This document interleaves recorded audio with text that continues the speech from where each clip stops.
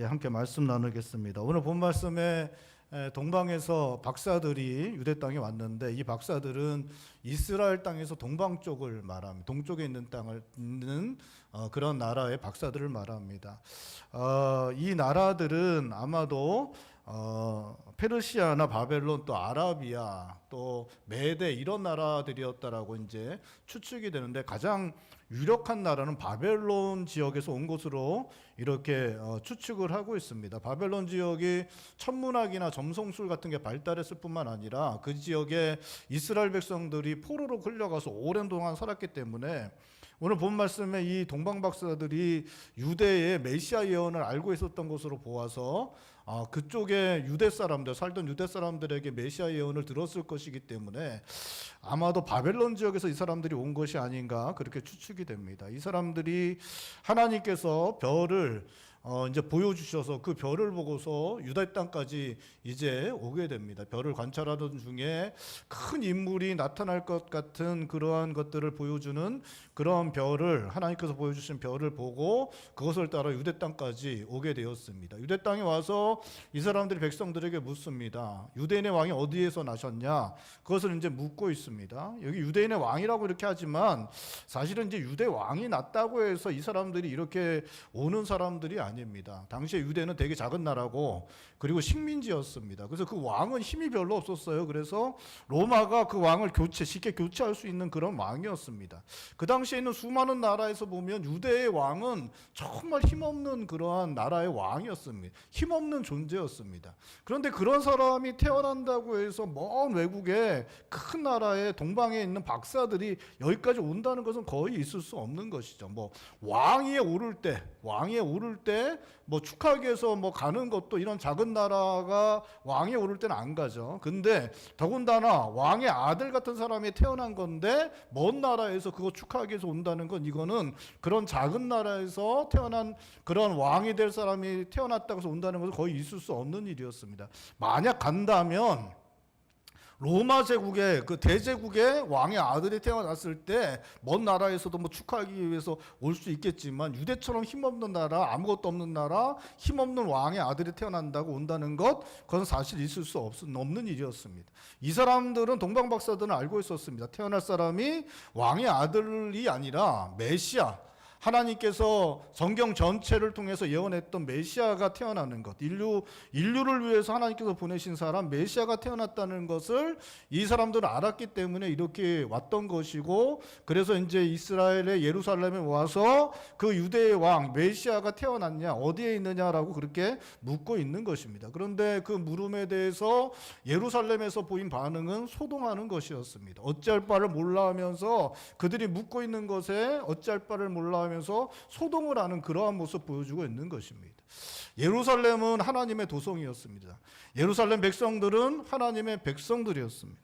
그들은 메시아 예언, 약속, 또 메시아 신앙을 가지고 있었습니다. 메시아가 오시기를 기다리고 있던 사람들이었습니다. 그런데 기다리던 메시아가 이미 탄생했는데 예루살렘은 그 사실을 알지 못합니다. 먼 나라에서 온 이방의 박사들이 알려줄 때 그것을 감당해내지 못하고 그냥 소동하는, 어쩔 줄 몰라하며 소동하는 그러한 모습들을 보여주고 있는 것이, 먼 곳에 떨어져 있는 이방 나라, 이방인들, 이방 박사들은 하늘의 징조를 보고 알았는데 이 사람들은 전혀 알지 못하는 그러한 모습, 그래서 그것을 알게 됐더니 소동하는 그러한 모습 보여주고 있습니다.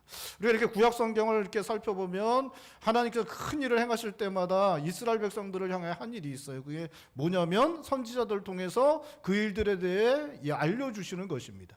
이사야도 그렇고 예레미야도 그렇고 뭐 이렇게 바벨론에 쳐들어와서 나라가 망할 때, 뭐 나라가 망하는 일들이 일어날 때 하나님께서 선지자들을 통해서 이러한 일들이 일어나니까 니네들 이렇게 하고 이렇게 하라, 다 이렇게 말씀해 주셨습니다.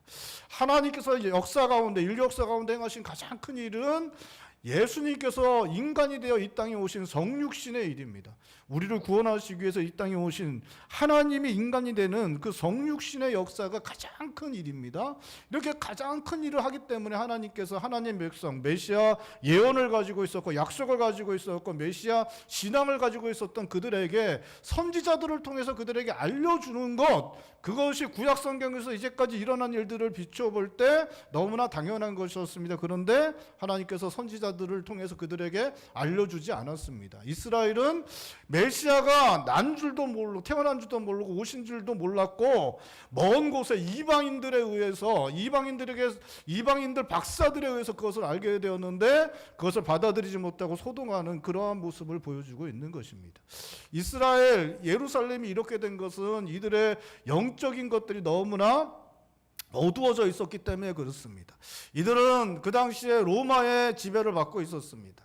로마는 강력한 대제국이었습니다. 로마 사람들은 이성적인 사람들이고 아주 그 지성적인 그러한 합리적인 그러한 사람들이었습니다. 로마는 자기가 이제 나라들을 갖다 정복해서 다스릴 때 어떻게 다스렸냐면 정치적인 것, 군사적인 것들은 자기들이 잘하니까 자기들 체제로 다스렸습니다. 그런데 문화적인 것, 이러한 것들은 자기들보다 뛰어난 헬라, 그리스 이러한 문화들을 받아들여서 그 문화들을 자기들 걸로 만들어서 그것을 가지고 그렇게 살았습니다. 이 사람들은 그리스와 헬라뿐만 아니라 모든 나라를 향해서 그렇게 했습니다. 로마가 가지고 있는 가장 강력한 힘은 개방성이었습니다. 그 개방성을 가지고 그 정복하는 나라마다 자기들이 로마가 가지고 있는 것보다 더 좋은 것 있으면 다 받아들여서 그것을 더 발전하였던 나라가 바로 이 로마였습니다. 그렇기 때문에 로마의 문명은 엄청나게 발전하였습니다. 그래서 로마가 이렇게 그 지배하는 나라들마다 그 로마의 문명이 그 나라 가운데 들어갈 수밖에 없었고 그 문명이 들어가서 모든 나라, 지배하는 나라들이 대부분 다 로마화 될 수밖에 없었습니다. 로마가 그 정복한 나라들에게서 존중해줬던 것들 중에 하나가 바로 종교입니다. 그들이 믿고 있는 종교들을 다 존중해주고 믿을 수 있도록 자유를 이렇게 주었습니다. 그래서 로마가 다스리는 모든 나라에는 로마의 발전된 문명과 많은 나라의 종교들, 많은 종교들이 다 들어갈 수밖에 없었고 그러한 식으로 모든 지배하는 나라들이 다 로마화되는, 세속화되는 그런 일들이 있었습니다. 유대 역시 마찬가지입니다. 유대도 로마가 다스리는 동안에 로마화되었습니다. 로마의 앞선 문명이 들어왔습니다. 옥타비아누스를 통해서 이루어진 평화가 그리고 안정이 유대 땅 가운데 들어오게 되었습니다.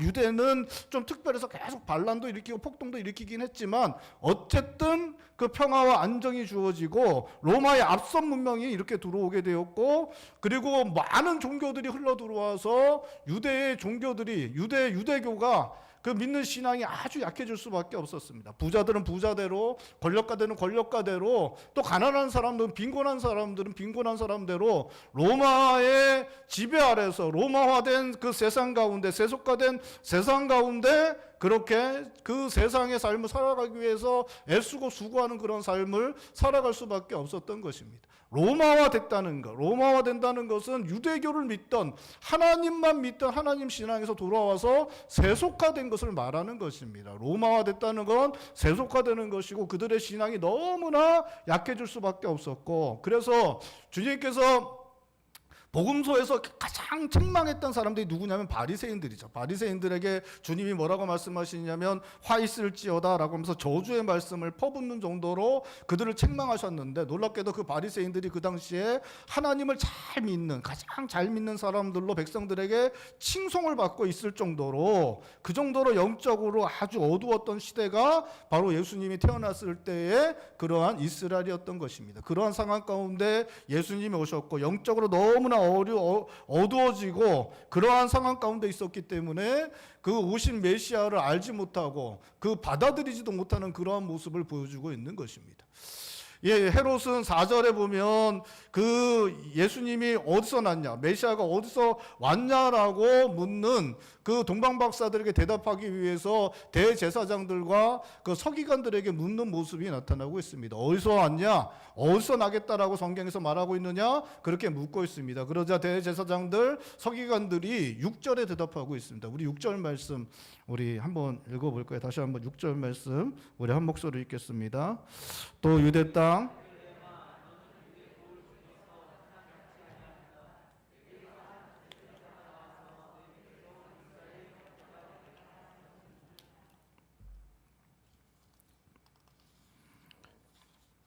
이런 식으로 대답하는 대제사장들, 백성의 서기관들은 이들이 얼마나 성경을 잘 알고 있는지를 갖다가 정확하게 보여주고 있습니다. 성경이 예언한 그것을 정확하게 알고 있었고, 이들은 그것을 이 헤롯에게, 묻고 있는 헤롯에게 대답해주고 있는 것입니다.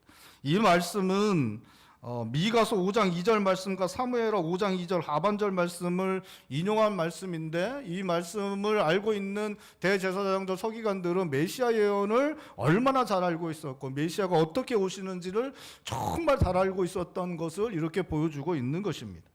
헤롯은 메시아가 태어날 곳을 알아낸 이후에 이제 동방 박사들을 불렀습니다. 그리고 나서는 그 별을 보게 된 때가 언제인지, 또 어떻게 그것을 따라왔는지 자세하게 이렇게 묻고 있습니다. 그리고 나서는 베들레헴에서 태어날 것이 예언되었으니까 그쪽으로 가보라고 말하고는, 그리고 그렇게 가서 경배한 이후에는 자기에도 알려주어서 자기도 가서 경배하겠다라고 그렇게 이야기를 합니다. 헤롯이 이렇게 이야기하는 것, 그 별에 대해서 자세히 묻고 언제 그 별이 언제부터 그것을 보고 따라왔고 이렇게 묻는 거하고, 또 너네들이 만약 베들레헴에 가서 그 메시아를 보게 되면 나에게도 알려주라고 이렇게 얘기하는 것, 그렇게 이야기한 이유가 16절에 나타나고 있습니다. 우리 16절 말씀도 우리 한번 읽어볼 거예요. 16절입니다. 이에 헤롯이 박사들에게 속은 줄 알고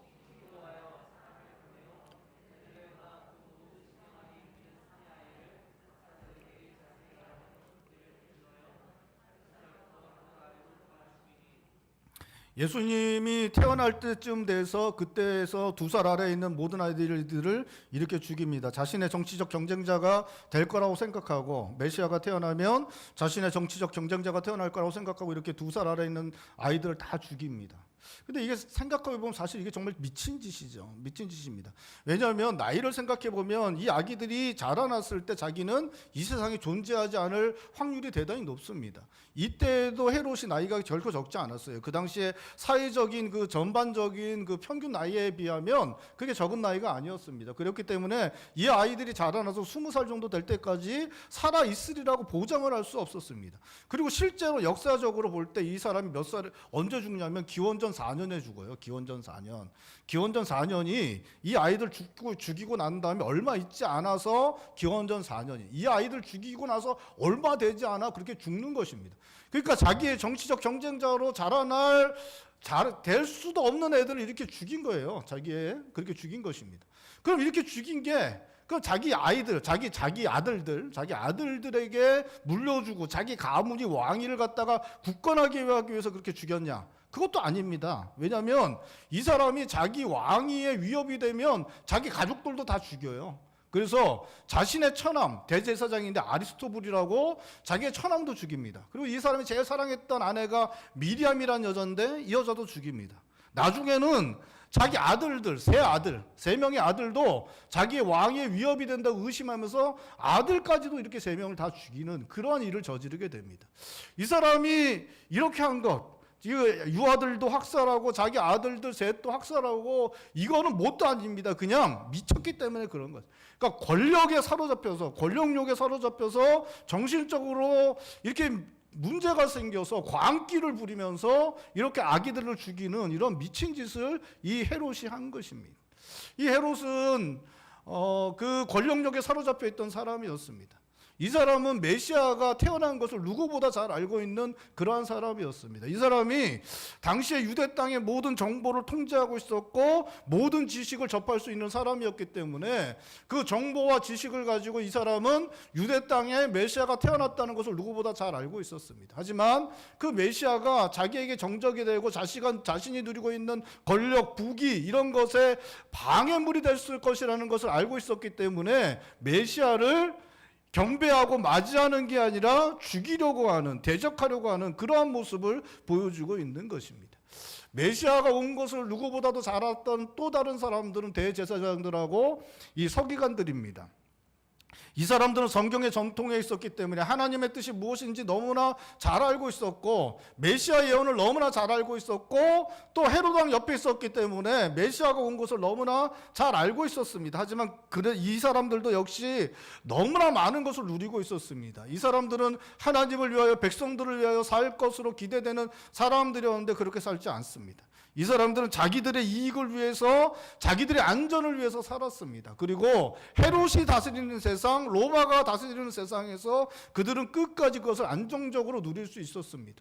메시아가 만약에 다스리게 되면 자기들이 누리고 있던 것 잃게 된 가능성이 훨씬 많았습니다. 헤롯이 다스리는 게 훨씬 유리했기 때문에 이 사람들 역시 메시아가 오신 것을 환영하지 않고 메시아를 반대합니다. 나중에는 이 사람들이 앞장서서 예수님을 십자가에 못 박아 죽이는 일들을 하고 있는 것입니다. 이 헤롯도 대제사장들 서기관들도 기득권을 가진 사람들이었고 권력을 가진 사람들이었습니다. 그 세상을 지배하던 사람들이었습니다. 그들도 유대의 백성들이고 하나님의 백성들이었지만 그 땅에서 너무나 많은 것들을 누리고 좋은 것들을 누리고 있었기 때문에 그것들에게 변화를 줄 수 있는, 그 모든 구조와 그 모든 것들을 바꿀 수 있는 예수님, 그 메시아가 오니까 그 예수님을 맞아들이지 않습니다. 그 변화가 싫고 혹시라도 자신들이 누릴 것들을 빼앗기는 것이 싫었기 때문에 예수님을 대적합니다. 반대합니다. 예수님을 죽이는 일까지 하는 그러한 모습을 보여주고 있습니다. 이 왕과 대제사장 또 서기관들이 다스림을 받고 있던 백성들 역시 너무나도 영적으로 어두워져 있었습니다. 로마가 제공하는 평화, 안정, 그리고 그들이 즐길 수 있는 많은 것들, 그러한 것들이 밀려 들어왔을 때 백성들이 그것에 마음을 빼앗기게 되었습니다. 백성들 중에 부자들은 부자대로, 가난한 자들은 가난한 자대로 그 로마가 다스리는 세상에서 살아남기 위해서, 더 많은 것을 갖기 위해서, 더 많은 것을 누리기 위해서 최선을 다하여 자신의 주어진 현실의 삶을 살아내기에 바빴습니다.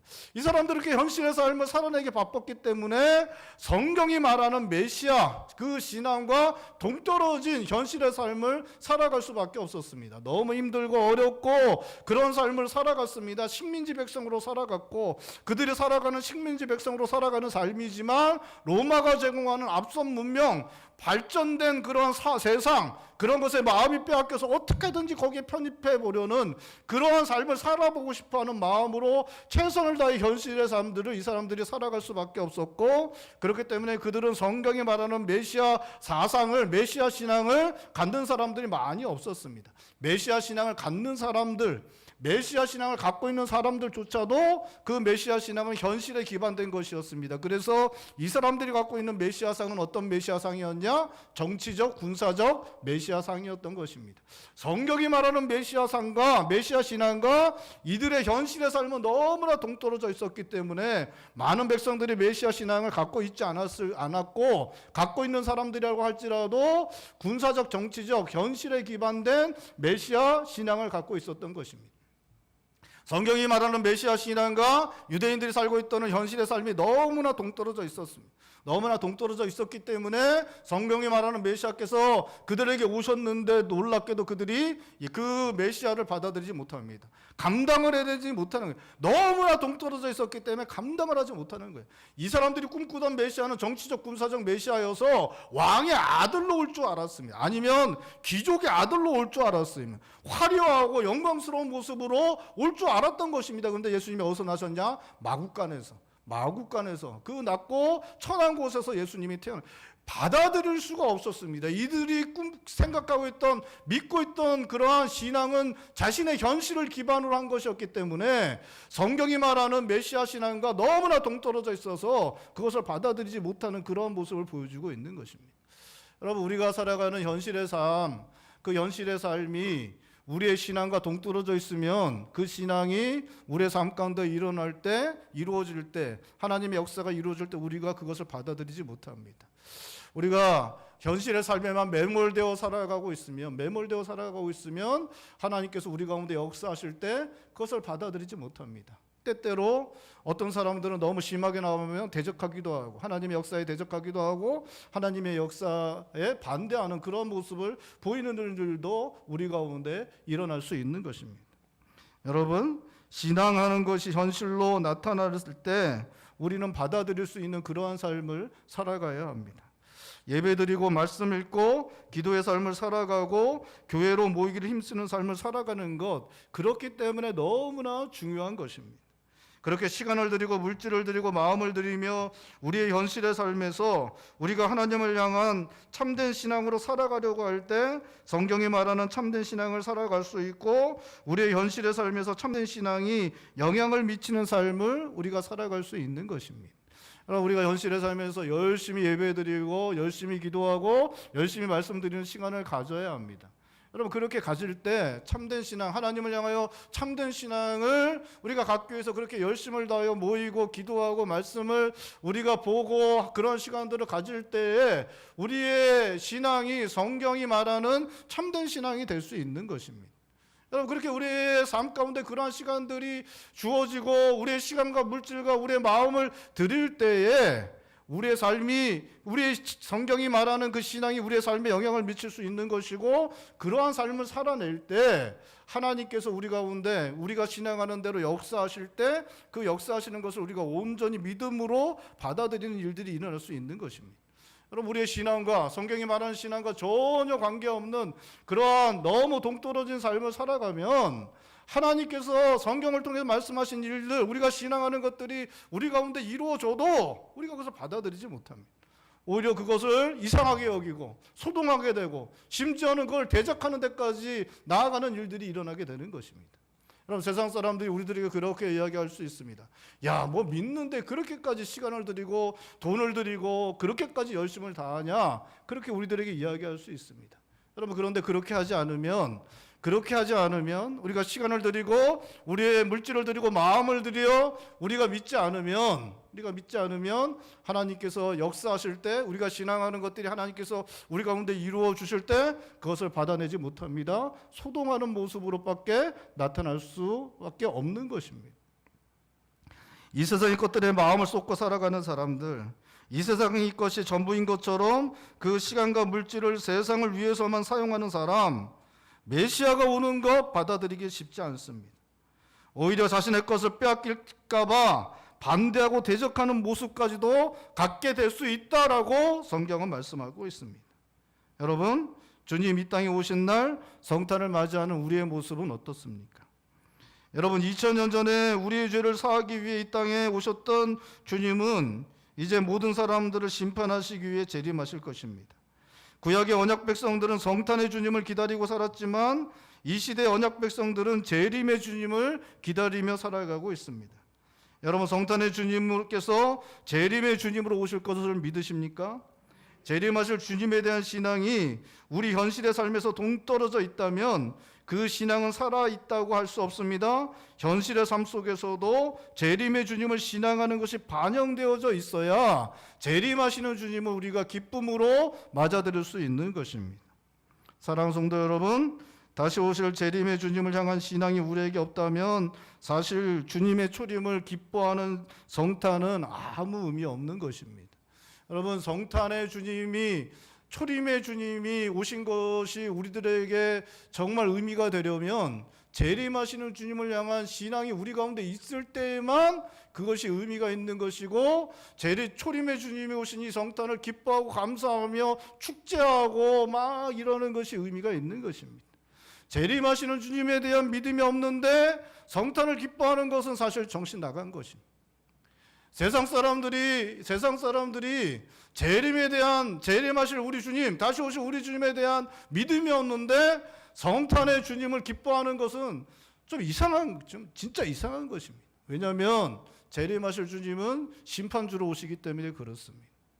재림하실 그 주님을 믿지 않고 그 주님께서 우리에게 영생을 주실 것을 믿지 않는 사람들이 성탄을 기뻐하는 것은 자기를 심판하고 지옥에 던지실 수 있는 그분이 오셨다는 그것을 기뻐하는 것과 똑같은 것이 되는 것입니다.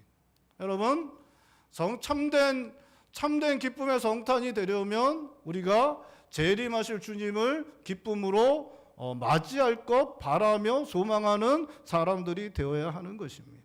그리고 오늘 성경은 그 신앙하는 것과 현실의 삶이 다를 때 메시아가 이 땅에 오셨지만 받아들이지 못했던 것처럼 우리가 재림을 기다리는 신앙과 우리의 현실의 삶이 다르면, 동떨어져 있으면 재림하시는 주님을 오늘 이스라엘 백성들처럼 받아들이지 못할 수도 있다라고 오늘 성경은 우리들에게 말씀하고 있는 것입니다.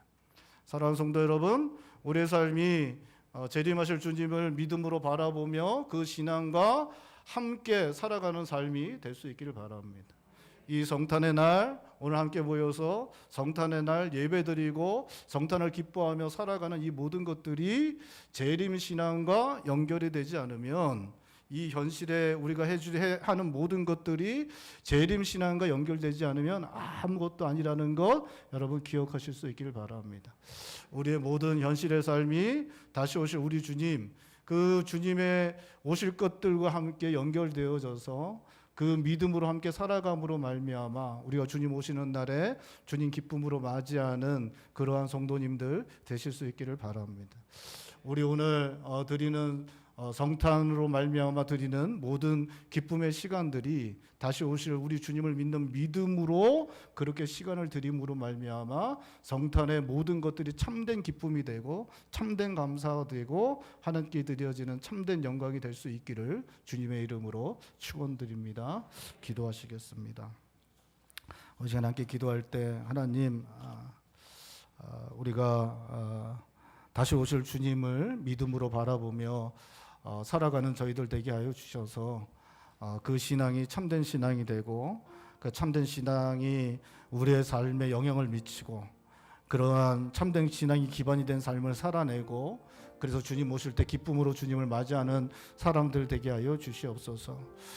이스라엘 백성들은 그 오랜 동안 주님 오실 것 기다렸고 메시아 예언을 갖고 있었고 그랬지만 결국에는 그들의 삶과 메시아 신앙이 동떨어져 있어서 예수님 오셨을 때 알아보지도 못하고 감당해내지 못하고 심지어 대적하고 죽이려고까지 하였는데 하나님 우리는 그러한 모습을 갖지 않도록 그러한 위치에 처하지 않도록 하나님 우리는 언제나 다시 오실 주님 믿음으로 바라보며 우리의 연심의 삶을 살아내고 그것 통하여 다시 오실 주님 기쁨으로 맞이하는 저희들 되게 하여 주시옵소서. 우리 시간에 한 목소리 함께 기도하겠습니다. 기도합니다.